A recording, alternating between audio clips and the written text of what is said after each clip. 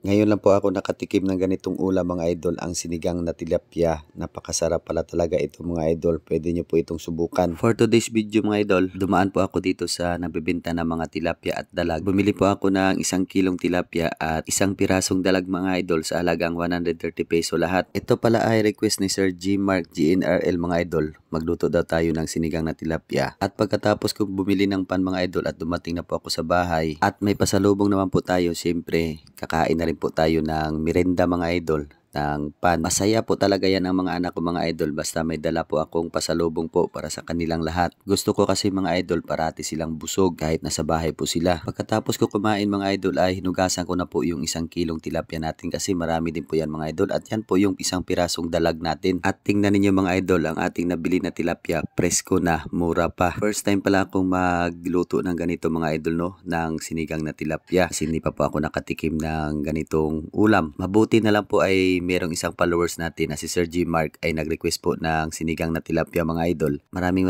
salamat po sir. Ganyan lang pala ako maglinis mga idol. Bago po natin simulan ang pagluluto mga idol ay sa shoutout po muna tayo sa mga mahal nating followers. Shoutout po Pablito Pacaira, MJ Tabs, Alfredo Moniz, Mirian Amaranto, Robinson Asuncion, Jerry Garcia, Normalito Estolioso at si Dracula Bell. Maraming salamat po mga idol sa suporta. Ingat po kayo palagi at God bless po sa inyong lahat. At shoutout na din po pala sa lahat ng viewers at followers natin. Lalong-lalo na po yung mga trabahador natin dito sa Pinas at mga OFW nating bayani mga idol. Mag-ingat po kayong lahat. Nag-iwan pala ako ng tilapia at 1 pirasong dalag mga idol kasi hindi ko naman talaga ubusin lulutuin yan.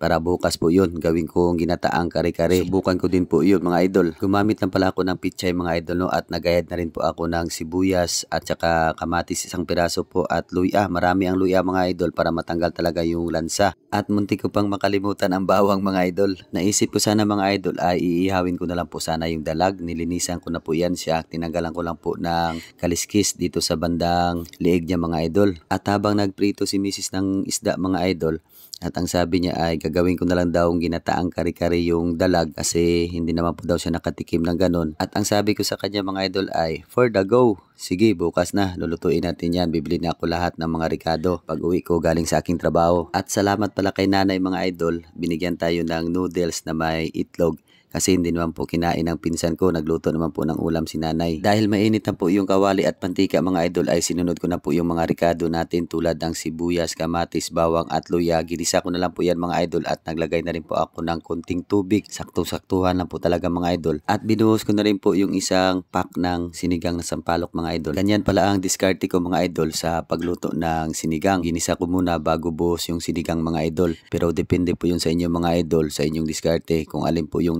una dyan. At pagkatapos ng 10 minuto mga idol ay kumulo na po at sinunod ko na po yung 6 na piraso ng tilapia natin. Pakukuluan lang natin po yan mga idol ng 5 minuto at pagkatapos naman po ay sinunod na po natin yung pichay natin mga idol na hindi ko na po yan ginayan. Sakto na po yan ang laki niya. Nagdagdag rin ako mga idol ng 2 pirasong siling haba para may anghang naman po sa pagkain natin mamaya at naglagay na rin po ako ng pampalasa at ayan sakto na po yan mga idol at luto na po yan. At kumuha na rin mga idol si Mrs. ng kanin para makapag-umpisa na rin po kami sa aming hapunan at dahil luto na po ito ay kinango na po ni Mrs. ang masarap na sinigang na ulam natin mga idol. Tara kain po tayong lahat, sabay niyo po kami. Sa totoo lang pala mga idol, grabe sobrang sarap pala talaga nito ang sinigang na tilapia kasi ngayon lang po ako nakatikim na ganito at ang buong pamilya ko mga idol.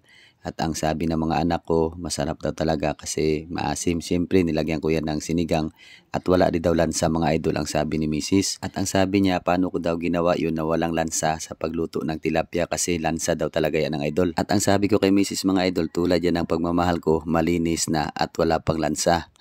Natatawa siya mga idol. Kung nakaabot ka sa part ng video na to mga idol, maraming salamat po. Pakipollow na rin po ng page natin at pakishare ng video at pakicomment na rin po mga idol para malaman natin kung saan lugar umabot yung video natin. God bless po.